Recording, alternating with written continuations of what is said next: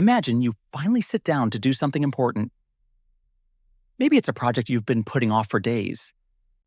You open your laptop, stare at the screen, and within 60 seconds, you're on your phone watching something you don't even care about. You didn't plan for that to happen. You didn't choose it consciously. It just happened. And when you close the app and try to return to what you were doing, something feels off. The work feels heavier. The screen feels duller. Even your own motivation feels slightly farther away than it was before. That isn't weakness. That isn't laziness. That is your brain's dopamine system doing exactly what it was designed to do, just in an environment it was never designed for. The word dopamine has been everywhere for the last several years. Social media influencers talk about it. Productivity coaches talk about it. Wellness brands sell products with dopamine in the marketing copy, and almost all of them are describing it wrong. The most common version you've probably heard goes something like this. Dopamine is the pleasure chemical. It gets released when you feel good. Too much dopamine from phones and junk food is ruining your focus, so you need a dopamine detox. That explanation feels logical on the surface. It's clean. It's easy to share. But it is fundamentally incomplete, and that incompleteness matters because when you misunderstand the mechanism, you will always design the wrong solution. To actually understand dopamine, you have to start with what it was originally built for. The human brain is not a pleasure machine. It is a survival prediction machine. Its primary job, from an evolutionary standpoint, is to detect patterns in the environment, predict what comes next, and adjust behavior accordingly. Dopamine plays a central role in this process, but not in the way most people think. Dopamine is not released when you feel pleasure. Dopamine is released in anticipation of reward. It is the signal your brain generates when it believes something valuable is about to happen. The neuroscientist Wolfram Schultz spent decades researching dopamine neurons in primates, and his findings reshaped how the scientific community understood the entire system.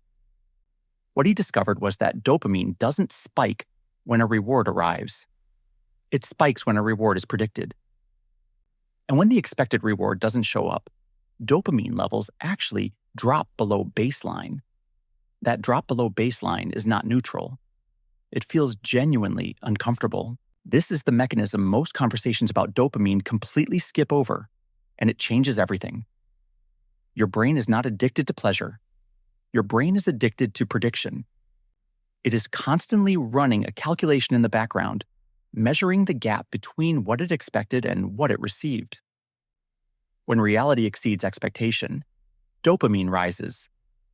When reality matches expectation, there is very little dopamine response at all. And when reality falls short, the system generates a signal that feels like dissatisfaction, restlessness, or low-grade mental discomfort. This calculation is called a prediction error, and it is one of the most powerful forces shaping your daily behavior. Now think about what modern technology has done with this system. Every major digital platform, social media feeds, video streaming, content algorithms, notification systems, is architecturally designed around unpredictable reward. You scroll, and sometimes something interesting appears, sometimes it doesn't. You check your notifications, and sometimes there's something exciting waiting. Sometimes the screen is empty. This pattern of unpredictable, variable reward is not accidental. It is the most dopamine-activating pattern a human brain can experience. Variable reward schedules are more neurologically compelling than consistent rewards because the brain cannot fully predict the outcome, so it keeps the anticipation system running at a heightened level for a longer period of time. The uncertainty itself is what drives continued engagement. Slot machines operate on exactly this principle. So does every social media platform you've ever used. This creates a specific kind of problem for modern productivity and attention. When your brain spends several hours per day inside high stimulation, high variability environments, it recalibrates its baseline. What counts as an interesting signal shifts upward.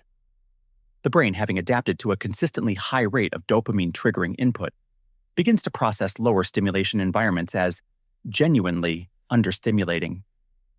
This is not metaphorical. The brain physically adjusts its sensitivity over time based on the stimulation patterns it's exposed to. Deep work, focused reading, long-form thinking, sustained creative effort.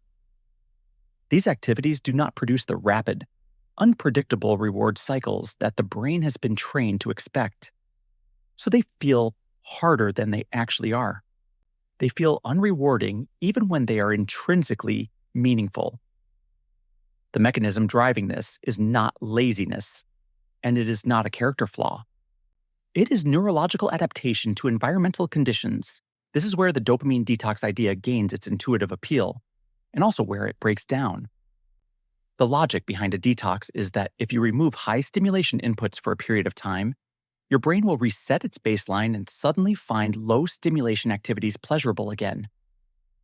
There's a kernel of truth inside that idea. Reducing stimulation exposure does give the brain an opportunity to adjust. But calling it a detox misframes the mechanism. Dopamine doesn't leave your system like a toxin. You are not flushing anything out.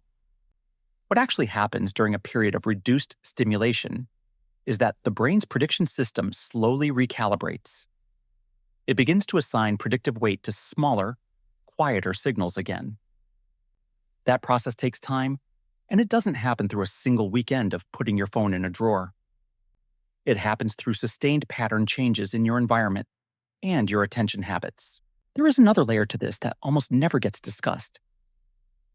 Dopamine is deeply involved in motivation, but motivation here means something more specific than the general desire to do things. In neuroscience, motivation is understood as the willingness to expend effort in pursuit of a goal. Dopamine governs the effort calculation. When dopamine signaling is healthy and well-calibrated, the brain accurately weighs whether the expected value of a task is worth the cognitive cost of pursuing it. When the system is dysregulated, either from chronic overstimulation or from chronic low engagement, this calculation breaks down. The brain either systematically overvalues easy, immediate rewards, or it undervalues effortful, delayed ones. Both distortions make sustained, meaningful work feel unreasonably difficult. Not because the work itself changed, but because the internal valuation system is miscalibrated. This connects directly to why procrastination is so persistent for so many people, especially in modern knowledge work environments. Procrastination is not fundamentally a time management problem. It is a dopamine prediction problem. When you face a task that involves uncertainty, complexity, or delayed reward, your brain runs a quick calculation. It compares the predicted discomfort of engaging with that task against the predicted reward of a more immediately accessible alternative. If the dopamine baseline has been raised by constant high stimulation input, the immediate alternative wins that calculation almost every time. Not because you are weak-willed, but because the neurological math is genuinely stacked in that direction. The part of the brain making that calculation is not trying to sabotage you. It is trying to protect you from expending effort on something that, based on recent history, doesn't feel like it will pay off. Understanding this shifts how you should think about changing your behavior. Most productivity advice treats motivation as the starting point.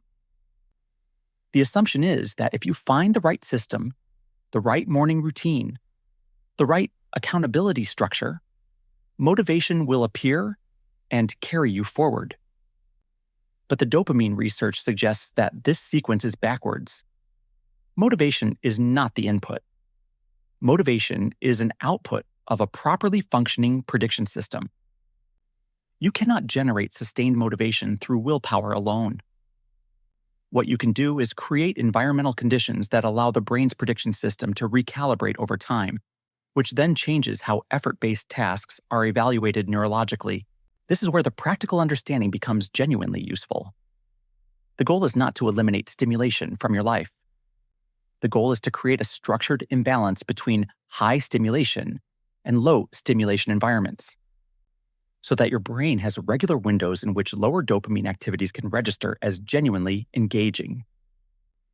When you protect specific blocks of time from digital interruption, When you allow your attention to rest in a cognitively quieter space before beginning focused work, you are giving the brain's prediction system an opportunity to recalibrate its baseline before asking it to engage with something demanding.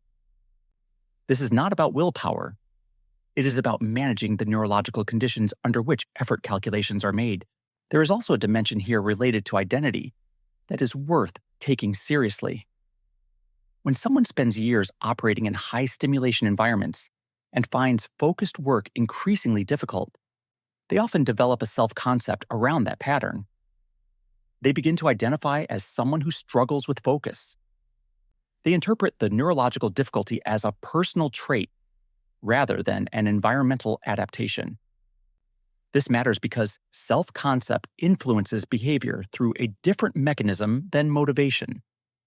When you believe that difficulty focusing is who you are, rather than a calibration state your brain has drifted into, you stop looking for environmental solutions. You look for character explanations, and character explanations almost never produce behavioral change. The more accurate frame is this: your brain is not broken. It is adapted. It has done exactly what brains do. It has adjusted its sensitivity and its prediction system in response to the environment you have consistently provided for it. That is a sign of a functioning system, not a failing one. The implication of that frame is not that change is easy. The implication is that change is possible through environmental redesign rather than moral effort. The brain adapted to one environment. It can adapt to another. That process is gradual. It requires consistency, and it operates below the level of conscious awareness most of the time. But it is real, and it is how the brain has always worked. What makes this moment in history unusual is that the environments most people now spend their time in are extraordinarily well-engineered to keep the dopamine prediction system in a state of sustained anticipation.